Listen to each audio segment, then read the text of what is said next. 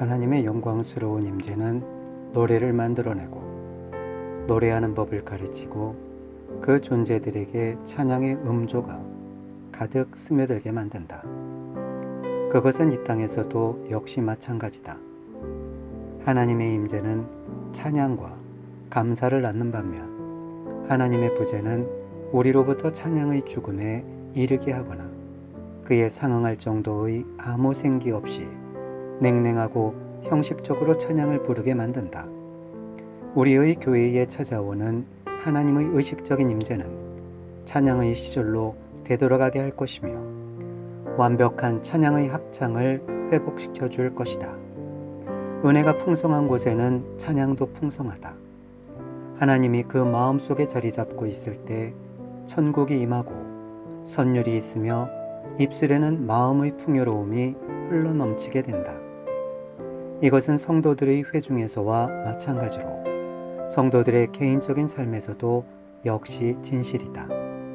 찬양의 퇴락, 즉 노래 가운데 찬양의 영이 서서히 죽어가다가 완전히 사라진다는 것은 우리의 마음속에서 은혜가 쇠퇴하며 우리에게서 하나님의 임재가 없어진다는 뜻이다.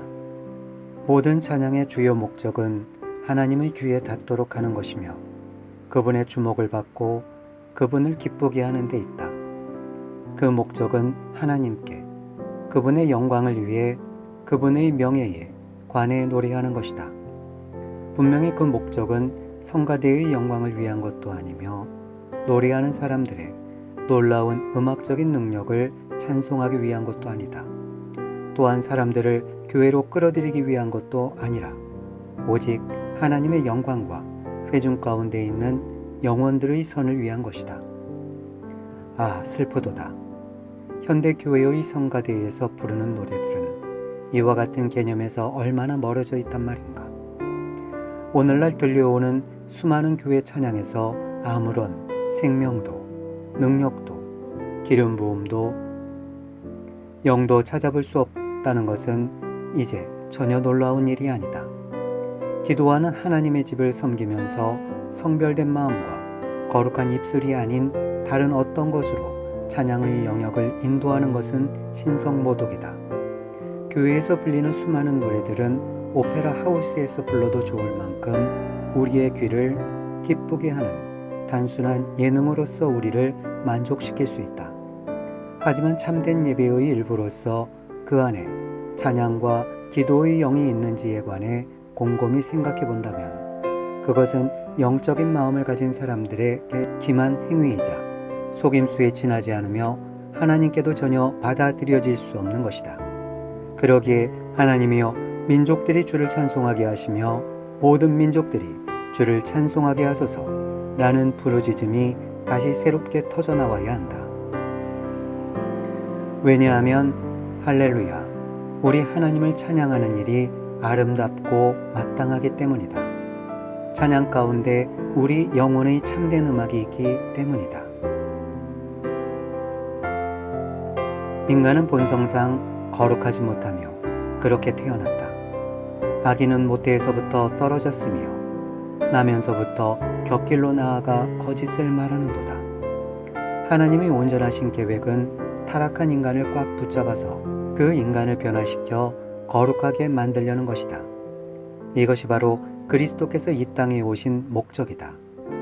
하나님의 아들이 나타나신 것은 마귀의 일을 멸하려 하심이라. 하나님께로부터 난 자마다 죄를 짓지 아니하나니 이는 하나님의 씨가 그의 속에 거함이요 그도 범죄하지 못하는 것은 하나님께로부터 났음이라. 하나님은 본성상 거룩하시며 하나님이 걸어가시는 모든 길 역시 거룩하다. 그래서 하나님은 인간도 그분 자신처럼 만들기 원하신다. 오직 너희를 부르신 거룩한 이처럼 너희도 모든 행실에 거룩한 자가 되라. 기록되었을 때 내가 거룩하니 너희도 거룩할지어다 하셨느니라. 이것은 그리스도처럼 되는 것이다. 이것은 예수 그리스도를 따르는 것이다.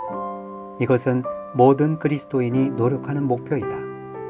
이것은 진정으로 중생한 모든 영혼의 신실하고도 진심 어린 소망이다.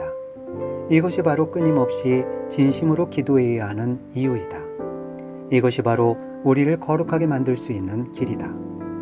우리가 스스로 거룩하게 만드는 게 아니라 그리스도의 구속적인 보혈을 통해 모든 죄로부터 정결하여져야 하며 성령이라는 직접적인 대리자를 통해 거룩해져야 한다.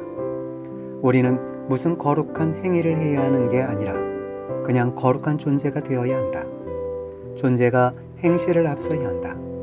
존재가 먼저요, 그 다음이 행실이다. 먼저 거룩한 마음에 도달해야 하며 그 다음으로 거룩한 삶으로 살아야 한다. 그리고 이를 같은 숭고하고 은혜로운 목적을 위해 하나님은 예수 그리스도의 구속사역과 성령님이라는 대리자를 통해 가장 풍성한 섭리를 이루어 오셨다. 이 세상에서 하나님이 행하시는 일은 자기 백성들에게 거룩함을 이식하고 성장시키고 온전하게 하시는 것이다. 이것을 항상 마음에 새겨야 한다. 그러나 우리는 지금 당장 이렇게 물을 수도 있다. 이 일이 교회 안에서 진전되고 있는가? 각 사람들이 거룩해지고 있는가? 이것은 전혀 소용없는 탁상 공론이 아니다. 이것은 매우 실질적이며 적절하며 매우 중요한 질문이다. 오늘날 교회는 거대한 조직을 갖추고 있다. 각종 활동은 대단히 왕성하며 교회의 물질적인 번영은 역사상 거의 유례가 없을 정도로 전무후무하다. 종교의 이름이 널리 만연해 있으며 두루 잘 알려져 있다. 수많은 돈이 우리 주님의 금고로 들어와서는 엄청난 규모로 지불되고 있다. 그러나 여기서 한 가지 질문이 있다. 거룩함과 관련된 일도 역시 이 모든 것과 함께 보조를 맞추고 있는가? 교인들의 기도에 대한 부담이 그 자신을 거룩하게 만들고 있는가? 교회의 설교자들은 정말로 거룩한 사람들인가? 교회의 설교자들은 줄이고 목마른 자들이며 그 자신이 쑥쑥 자랄 수 있는 말씀의 신령한 젖을 사모하고 있는가? 그 설교자들은 진정으로 거룩한 사람들이 되려고 애쓰고 있는가? 물론 지성적인 사람들도 강단에 엄청나게 필요하지만 그보다 더 중요한 것은 죽어가는 사람들 앞에 서서 하나님의 구원을 선포할 수 있는 거룩한 목회자들이 우리에게 절실하다는 사실이다.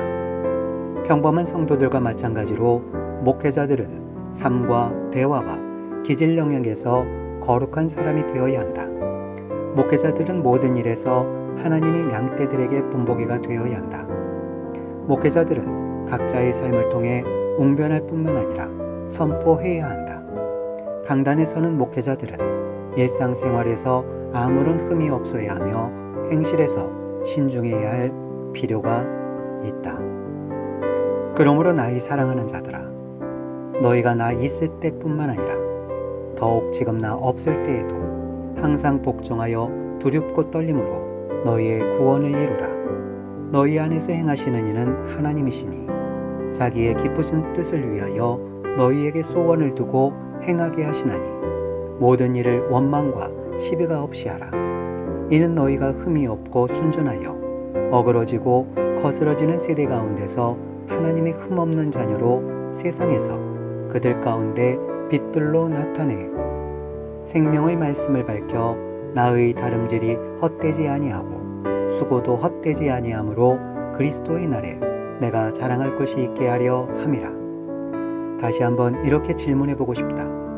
우리 가운데 지도자의 위치에 있는 평신도들은 거룩함의 본보기가 되고 있는가? 그 사람들은 진정으로 마음과 삶의 거룩함을 추구하고 있는가? 그 사람들은 기도하는 자들인가? 과연 하나님이 거룩함에 관한 그분의 양식에 따라 그 사람들을 빚어가시도록 언제나 기도하는 자들인가? 그 사람들은 일처리 방식에는 아무런 죄악의 얼룩이 없으며 그 사람들이 추구하는 이득은 그릇된 행실로 전혀 오염되지 않은 것인가? 그 사람들은 견고한 정직의 기초 위에 서 있으며 그러한 강직함이 그 사람들에게 좋은 평판과 영향력을 가져다 주고 있는가? 업무상 진실성과 정직함이 신앙적인 활동과 교회 생활에 필요한 준수 사항과 나란히 보조를 맞추고 있는가?